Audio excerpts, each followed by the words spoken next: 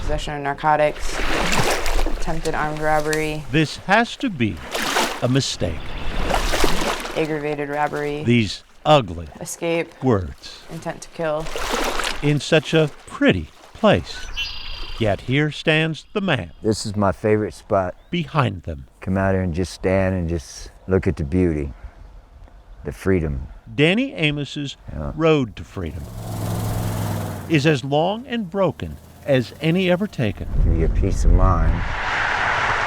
And that it ended in tiny Balsam Lake, Wisconsin, is among the strangest twists of all. How unusual is his case? He is 1 in a million. That bulging file on the desk of Danny's parole agent, Paperwork from the prison, has its beginnings in Kansas City in 1961. He became a ward of the state at 10. About the time this picture was taken of the bicycle and candy bar thief, whose father was already in prison and whose mother told a judge she didn't want him. And I went into the juvenile system and I was raised in there. And so it began. In 1983. The escapes. Auto theft. The crimes on the run. Bank robberies. The rearrests. Escape from federal custody. And ever harsher sentences. And I was locked down in solitary confinement for 13 years. I've been in at least 34 prisons. Until last August, when Danny, now in his 60s, was handed a check for $3.70, then released and delivered to Nicole Strom. When you were assigned his case, was there a moment where you said, uh-oh? Yes. Nicole yes. was not optimistic. She put Danny's odds of remaining out of prison at slim to none. He hadn't talked to his family. He had no support network. But turns out the man who needed a miracle had arrived in the perfect place. I think the man upstairs brought me here personally.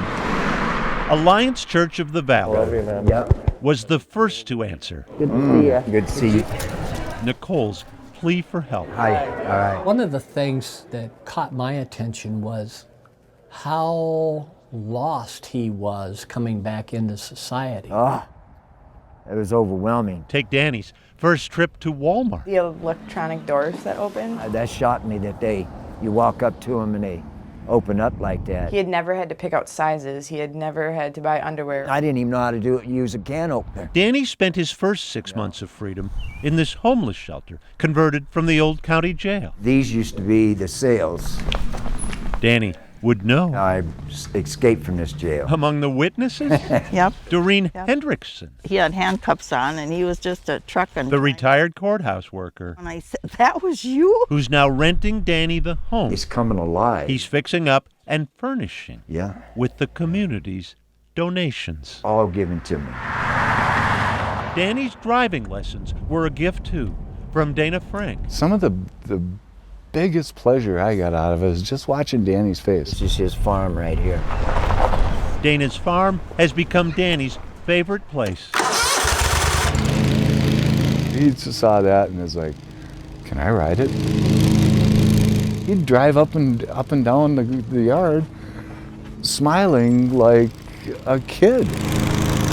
There was an innocence, there was a true innocence. Innocence is not a word ever before applied to Danny. You gotta take your finger on here. Danny found Danny Amos here. And I think he found the big guy here too.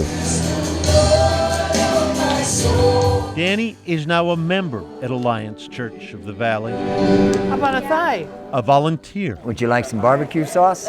Come here, Freedom. And a trusted friend. I'm blessed to have him in my life, and I know a lot of people are. Without these efforts? He'd be back behind bars. You sound certain of it. I am. I know where I want to be, and I ain't letting nobody down. His crimes remain in ugly contrast to the place Danny Amos How you doing? All right. has landed. You'll have to come see me at my house. Yet Danny's new neighbors have shown him the beauty in other words, Yeah.